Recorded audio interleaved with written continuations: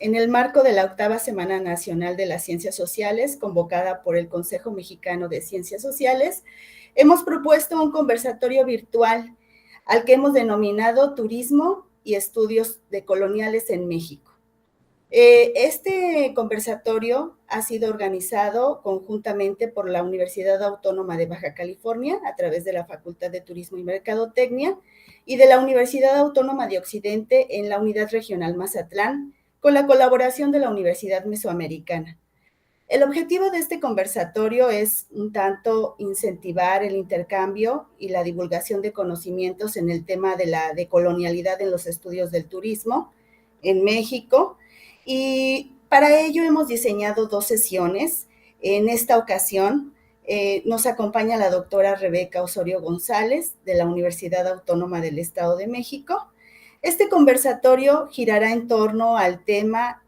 territorios que hablan, turismo rural desde la herida decolonial. Y bueno, pues bienvenida, doctora Rebeca. Sin embargo, antes de comenzar la sesión, me gustaría presentar a la doctora, leer un poco de su vasto currículum. Y bueno, la doctora Rebeca es doctora en Ciencias Sociales por la Facultad de Ciencias Políticas y Sociales de la Autónoma del Estado de México. Ella es maestra en agroindustria rural, desarrollo territorial y turismo agroalimentario por la misma universidad, y es licenciada en turismo por la Facultad de Turismo y Gastronomía de la Autónoma del Estado de México. Actualmente ella pertenece al Sistema Nacional de Investigadores e Investigadoras en el nivel 1, es profesora investigadora de tiempo completo en el Centro Universitario UAM Temazcaltepec, y que pertenece a la Facultad de Turismo y Gastronomía. Dentro de los logros obtenidos por la doctora, bueno, se le puede reconocer la apertura de la licenciatura en turismo en el Centro Universitario Temazcaltepec. También es fundadora, socia de la Asociación Mexicana de Turismo Rural, AMEXTUR. Es fundadora del Seminario Internacional Permanente de Colonialidad, Desarrollos Alternativos y Turismo. Ha participado en numerosos artículos científicos, libros, capítulos de libro. Es docente y directora de tesis de diversas tesis de licenciatura y posgrado. Ha participado como editora de la revista Periplo Sustentable de 2017 a 2019. Es integrante del comité científico de la revista Ayana, que es la revista de investigación en turismo en Argentina. Igualmente participa en la revista Merope, que es revista del Centro de Estudios en Turismo, Recreación e Interpretación del Patrimonio en Argentina. Igualmente en la revista de Patrimonio, Turismo y Desarrollo en México, y la revista SOSCUA, revista especializada en gastronomía en Colombia. Las líneas de investigación que ella cultiva es precisamente turismo rural, desarrollos alternativos, decolonialidad e imaginarios sociales. La verdad es que nos da un gusto poder tenerla en este conversatorio, poder platicar sobre la temática. Bienvenida, doctora. Gracias, doctora Erika. Un honor estar acá en el marco de sus actividades y además con este tema que es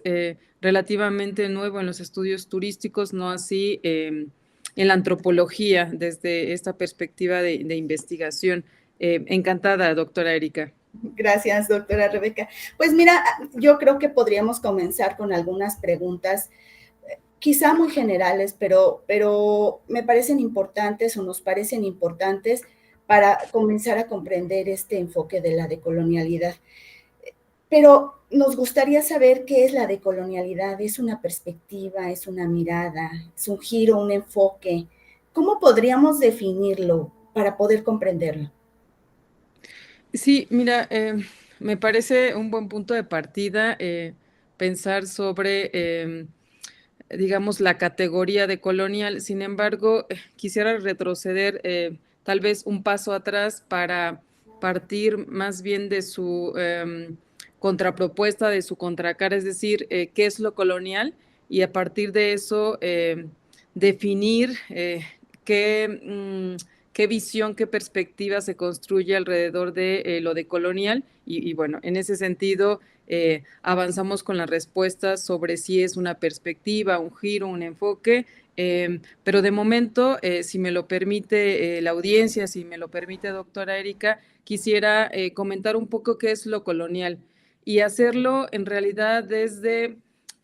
uno de los grandes referentes de América Latina en los estudios coloniales, es decir, desde la visión y perspectiva del peruano y sociólogo marxista Aníbal Quijano. Él fundó particularmente la Escuela Modernidad Colonialidad y en ese sentido tiene una visión, digamos, interesante desde donde se piensa lo colonial. Es decir, en el sentido de la colonialidad, esta se gesta desde el saber y el poder eurocéntrico. Es decir, habría que entender que esta relación desde la colonialidad es pensada como una vinculación, una relación de dominación directa desde lo económico, lo político, lo social y lo cultural de Occidente sobre los conquistados de todos los continentes. Es decir, hay una postura de dominio a nivel del saber y el poder en esferas como lo económico, lo político, lo social y lo cultural. En esta perspectiva, no solo estamos pensando en la conquista a nivel de geografía, a nivel de dominio en territorio, sino en la extensión y la expresión como proyectada de la colonialidad en las esferas epistémicas, pero también desde la perspectiva económica, política y cultural. Teniendo esta base, me parece que podemos ahora sí contestar qué es entonces lo de colonial. Y me gustaría un poco pensar que si en la colonialidad hay un saber y un poder desde lo occidental, desde lo eurocéntrico, para generar conocimiento, para generar modelos económicos, para generar formas socioculturales de habitar, de ser y estar en el mundo, lo de colonialidad en realidad nos permite poner en tensión esos saberes hegemónicos, y no solo hegemónicos, sino esos saberes que desde donde somos ontologizados, desde donde nos atraviesa el cerco disciplinario, desde donde nos dicen quiénes somos, qué somos y cómo debemos vivir y estar y vincularnos con las otredades, sea esto naturaleza, sea esto seres humanos, es decir, la vinculación con los otros. También esta decolonialidad me parece que tendría que ayudarnos o permitirnos una forma de conocer, pensar y hacer vivir distinta, otra, diferente y orgánica, desde donde justo se pueden gestar alternativas de rearticulación, resignificación, creación de resistencias y también desde conocimientos en contextos situados. Pensarlo desde ahí e incluso también haciendo referencia, por ejemplo, a Mignolo, que es de la misma escuela de Aníbal Quijano, lo de colonial se puede revisitar desde esos o desde y con los márgenes del sistema moderno colonial. Es decir, lo de colonial, desde mi perspectiva, puede ser un proyecto epistémico, político y sí, ético, que busca particularmente desmontar esas estructuras de poder, de saber y ser impuestas por la colonialidad. No se trata o no solo es o no únicamente se debería pensar como un giro académico, sino desde una crítica profunda, sentida a esa modernidad eurocéntrica. Entendida esta última como un proyecto que universaliza su propio conocimiento, el lenguaje, la racionalidad, negando otras formas de existencia. Y bueno, básicamente lo pensaría así, como un proyecto epistémico, político, ético y sociocultural, doctora. Doctora Rebe, me llama mucho la atención esta parte de tratar de desmontar las estructuras de poder. Y eso quizá me queda muy claro en el ámbito de la investigación. Pero ¿cómo podríamos mirar esto desde otras actividades, desde la vida cotidiana? Porque de alguna manera este enfoque me parece tan interesante que nos debe ser útil para desmontar esas estructuras a nivel de la vida cotidiana. ¿Cómo podríamos mirar esto? A mí me surgió justo esa misma pregunta para dar continuidad a lo que se hace en la academia. En realidad, esta intención de enfocarme a los estudios decoloniales para analizar, revisitar o reflexionar el fenómeno turístico no necesariamente se gestó a raíz de la parte abstracta, es decir, de la parte teórico-conceptual que está muy atravesada, que está muy presente en la academia, sino más bien justo desde la praxis, es decir, desde las formas más digamos, presentes, situadas, de cómo es que lo decolonial atraviesa y gesta la cotidianidad. Pero antes de contestar esa pregunta, esa interrogante en particular, me gustaría comentar o más bien preguntar desde dónde es que surge el enfoque y por qué se piensa este enfoque como disruptivo, como divergente en los estudios turísticos. Quisiera de nuevo dar un paso atrás y comenzar desde las razones o la razón por la que surge este enfoque para justo digamos, aterrizar, vincular la parte abstracta de esta perspectiva, de este proyecto, de esta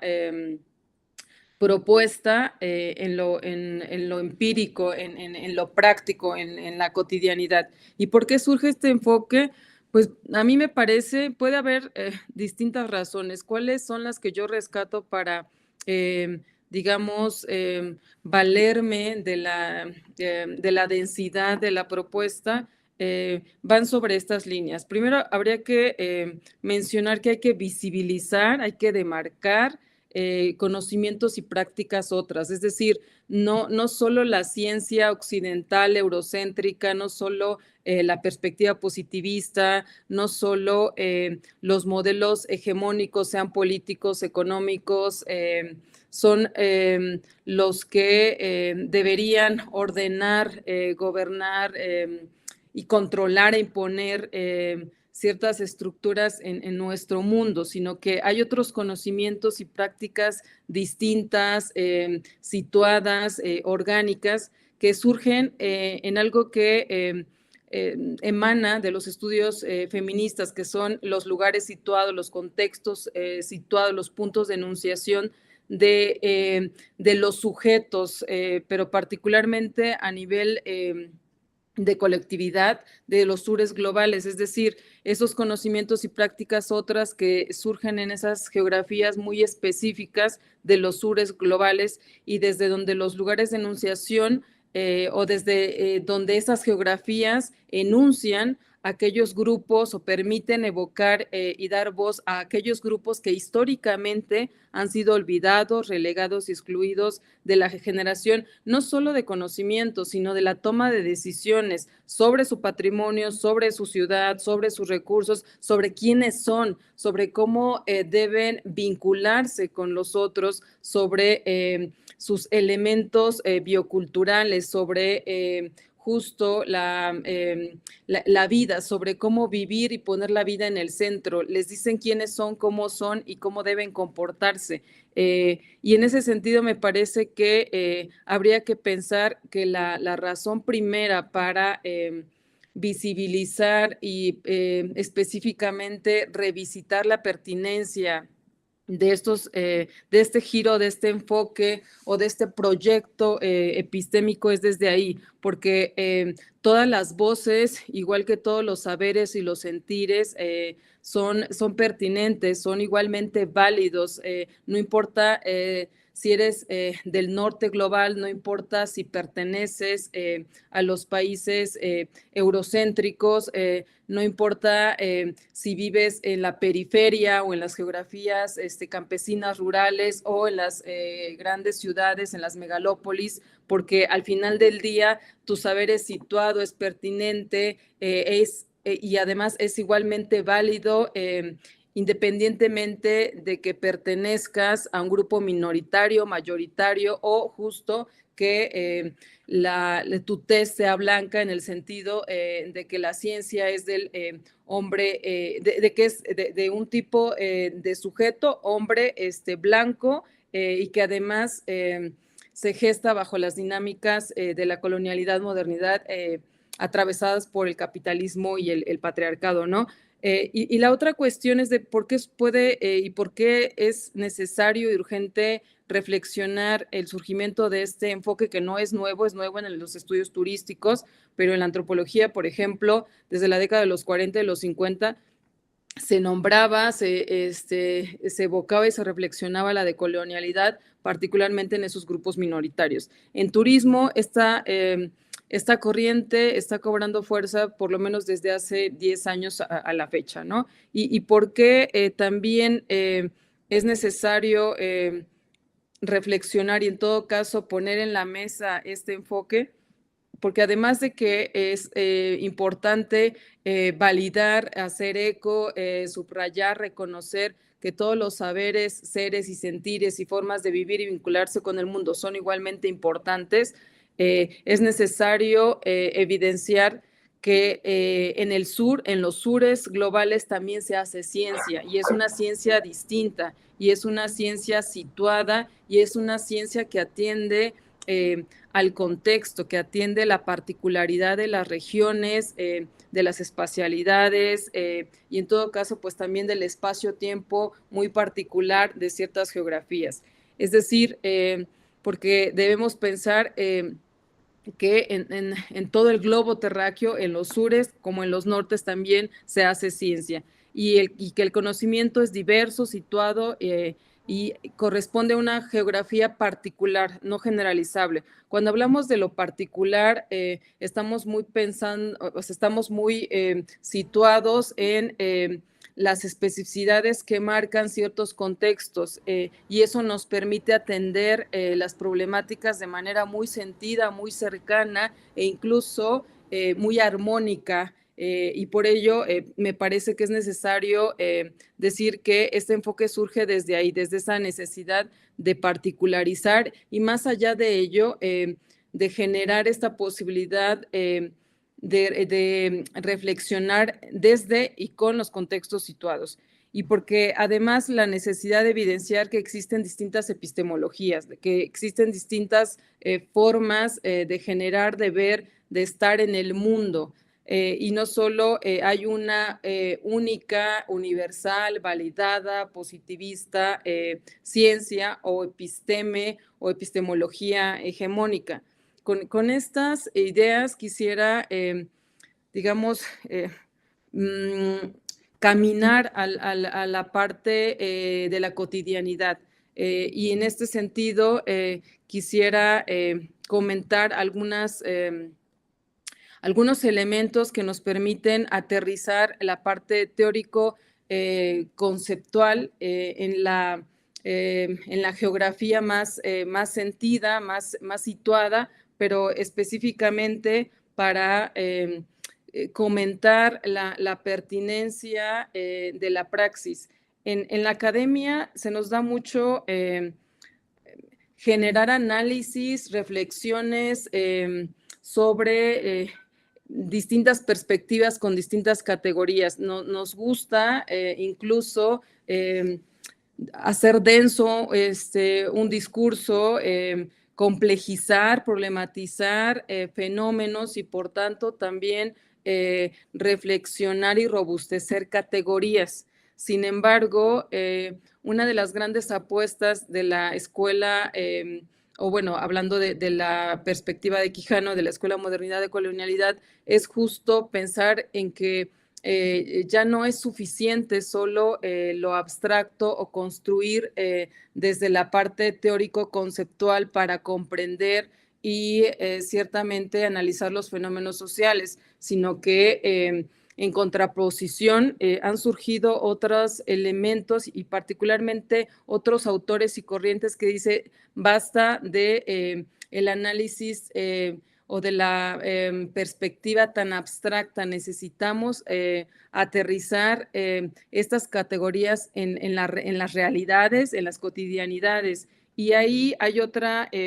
postura que no es la de la escuela de Aníbal Quijano, que fundó justo esta primera visión de modernidad, colonialidad. Hay otra postura justo también en Latinoamérica, pero con referentes desde la sociología como Raúl Sibeki y Silvia Rivera Cusicangi. Ellos apuestan por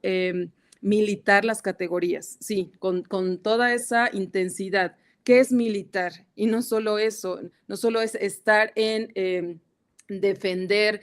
organizar para digamos, para resolver, para confrontar, para gestar disidencias respecto a una problemática en colectivo. No, no solo es esa militancia, sino hay que militar además esas categorías que están presentes en esa densidad de la academia. Y cuando se habla de militar las categorías es ser coherente en el discurso, en la narrativa, pero también en la práctica. Y cuando haces eso en la cotidianidad, por supuesto que aparecen otras formas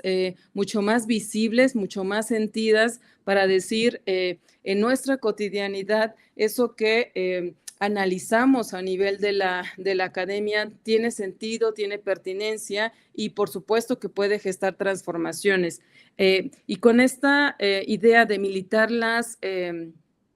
categorías y militar particularmente esta categoría sobre la decolonialidad es que me permito nombrar a nivel tal vez no de listado, pero sí de aproximaciones de por qué y cómo es pertinente y cómo se aterriza y se desprende a nivel del accionar en el territorio de las geografías rurales y del sur este acercamiento. Primero, me parece que cuando estamos en la cotidianidad y al militar esta categoría, pues vamos a visibilizar aquellas experiencias de opresión, de dominación y de imposición, es decir, vamos a hacer eco de las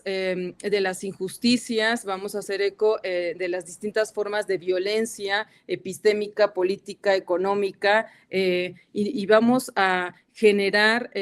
tal vez mecanismos, al militar vamos a generar mecanismos que atraviesen, que digamos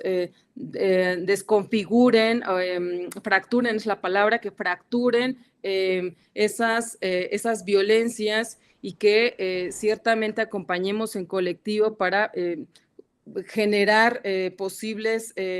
respuestas, resolver. Es decir,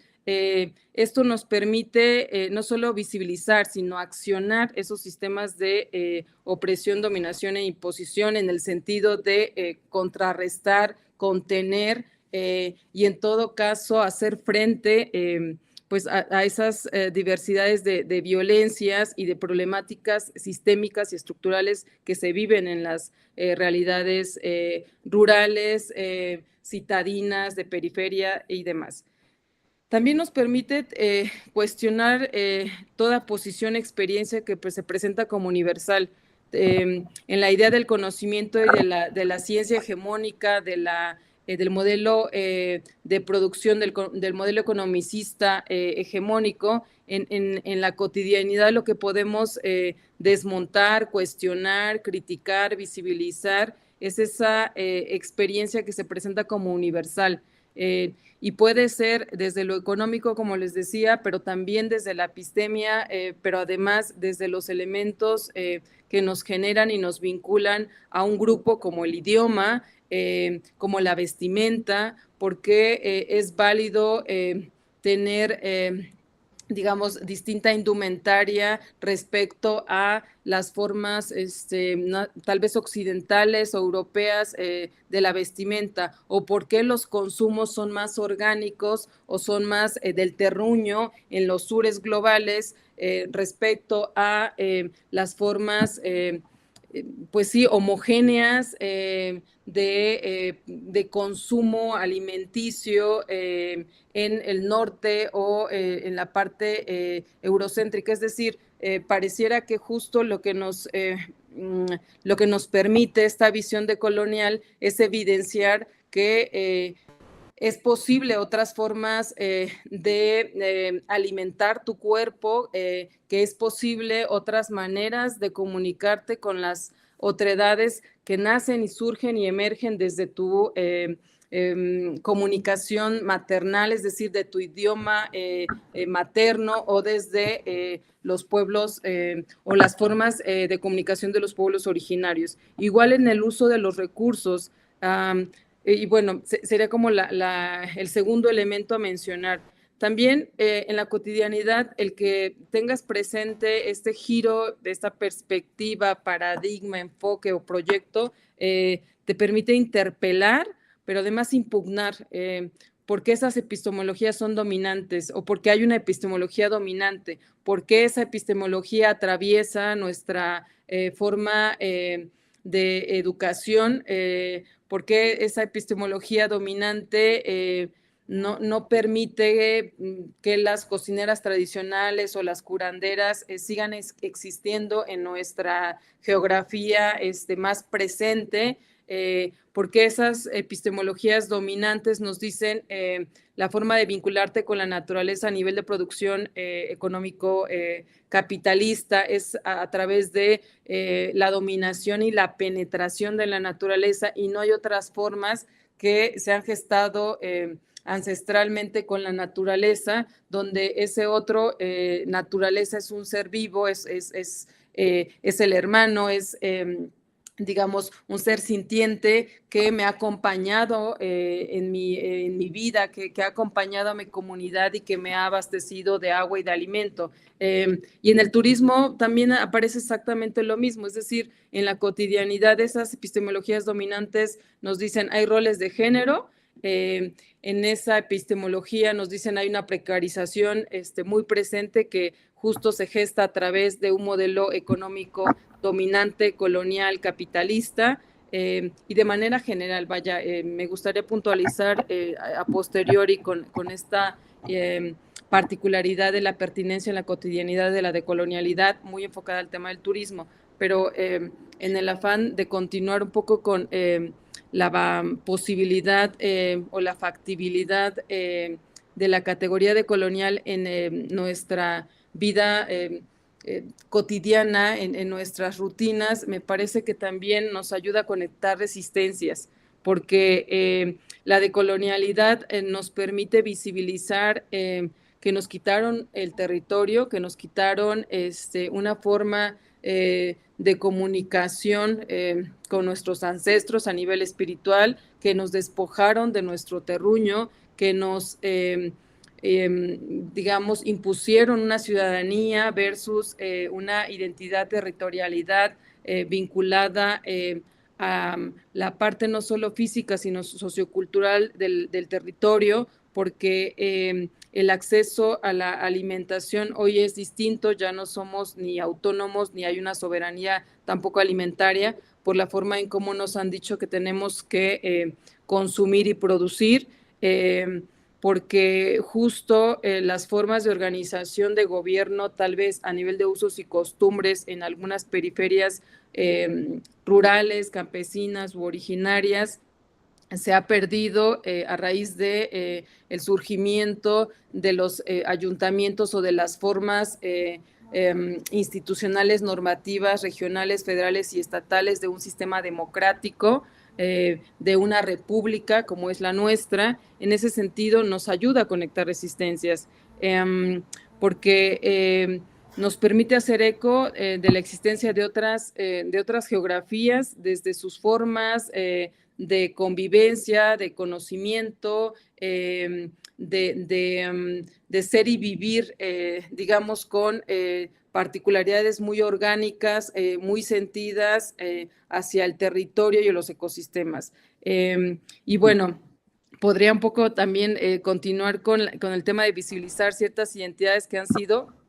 por supuesto, históricamente silenciadas y desautorizadas en el sentido epistémico, político, económico. Y esas identidades las tenemos como muy presentes a nivel de grupos vulnerables, a nivel de grupos marginados, a nivel de grupos históricamente excluidos, desaparecidos, sea porque ahora los nombran ciudadanos y no comunidades originarias, sea porque son mujeres, son niños o son ancianos. Es decir, también lo de colonialidad, también esta perspectiva de colonial evidencia a esos grupos que históricamente han sido pues relegados, excluidos, abandonados. Y no solo estamos pensando en la herida a nivel de los genocidios en el sentido de los pueblos originarios, sino también de aquellos grupos, aquellos sujetos, sujetas, sujetes que pues están ahí, pero que se invisibilizan, que que hay un no contar con su apoyo o no permitirles estar, porque o son mujeres o son personas adultas o porque son infantes que según ciertas formas adultocentristas, esos sujetos no pueden pensar toda vez que no están en una madurez cognitiva, ¿no? Creo que también esas maneras nos permiten decir que lo de colonial nos atraviesa en todo lo que tenemos presente en nuestro entorno, en nuestras posibilidades de gestar ciertas realidades, en esos momentos de cotidianidad donde tenemos presente no solo la posibilidad de generar conocimiento a nivel de la episteme dominante, sino hay otras maneras, otras prácticas orgánicas, otras formas de praxis o de utopías concretas donde niegas la vida, niegas al capital,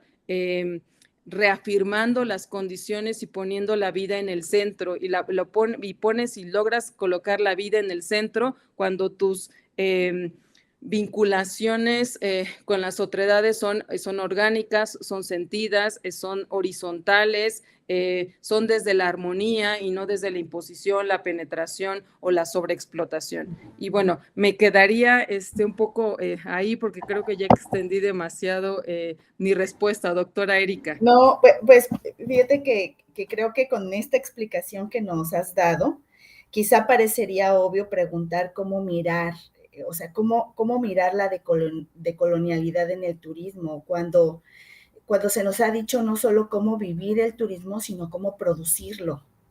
Entonces, hace mucho sentido esto de las otredades, de las alteridades, ¿no? En ese sentido, me gustaría que nos comentaras cómo podríamos comenzar a mirar el turismo desde este proyecto de la decolonialidad.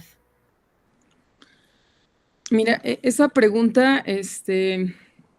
me parece como muy pertinente, muy atinada, sobre todo si estamos pensando desde la academia y específicamente una academia que se dedica a la investigación turística, pero que no está presente esta perspectiva en la academia o no como se quisiera, porque lo cierto es que nos han enseñado un paradigma, nos han enseñado un modelo educativo específico de cómo preparar a nuestros alumnos para el egreso, para el sector laboral en el sentido del sector turístico. Es decir, desde la academia me parece que está muy presente una forma particular de formar al licenciado en turismo. ¿Y lo formas para qué? Formas al licenciado en turismo para servir, es decir, para dedicarse a los servicios turísticos, para atender en los hoteles y particularmente pues para estar como presente a las necesidades de los turistas,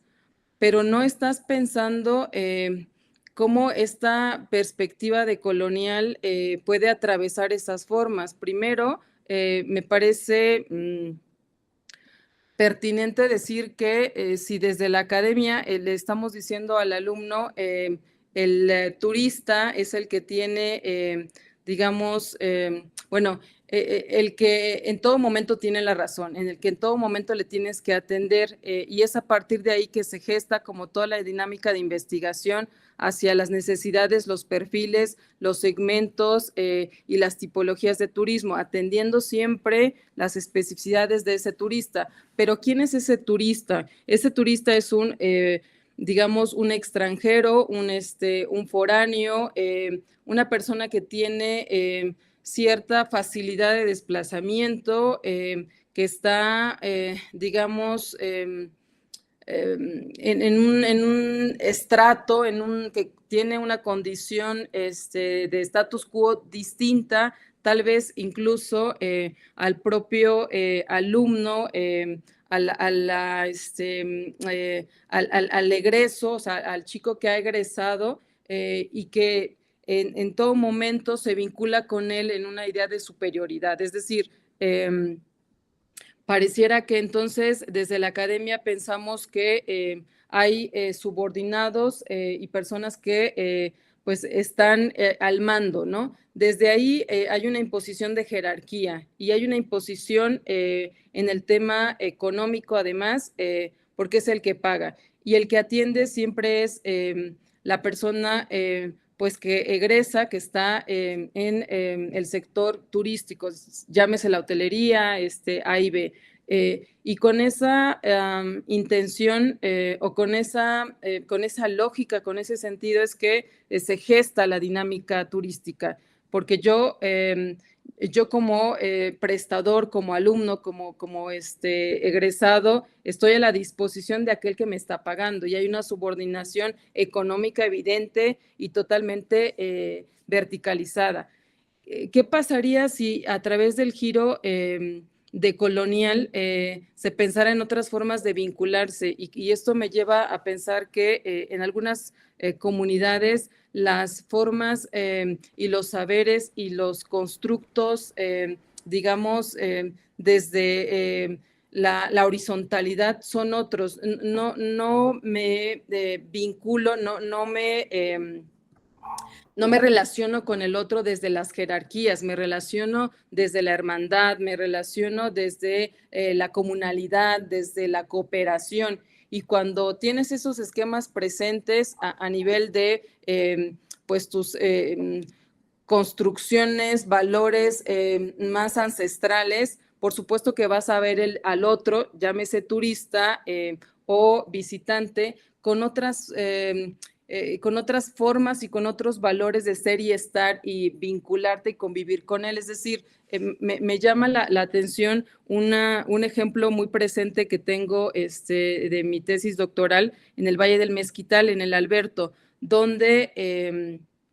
hay un pueblo originario, Otomí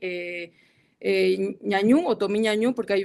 distintas variantes, Otomí Ñañú, y cuando yo hacía trabajo de campo en esa comunidad, las personas me decían, yo no sé exactamente cómo significar turista, porque en mi lengua materna,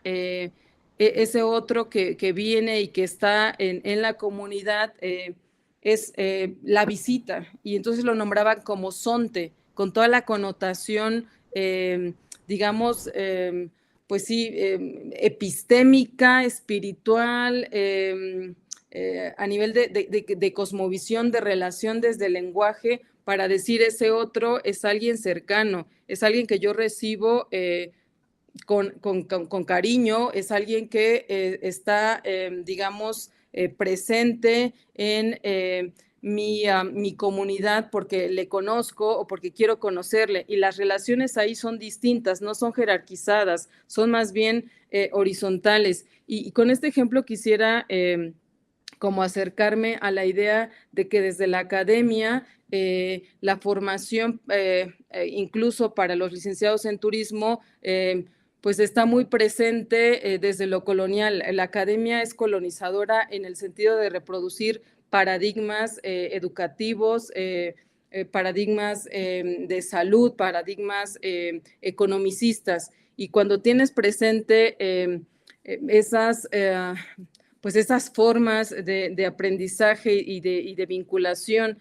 con los otros, por supuesto que las vas a reproducir en cualquier sector, en cualquier cotidianidad que tengas, sea a través de lo laboral, sea a través pues de la prestación de servicios turísticos. Y ese es un acercamiento a nivel de academia, pero por supuesto que además está presente la idea de desacreditar el lenguaje, las formas, los comportamientos, la misma comida, ¿saben? O sea,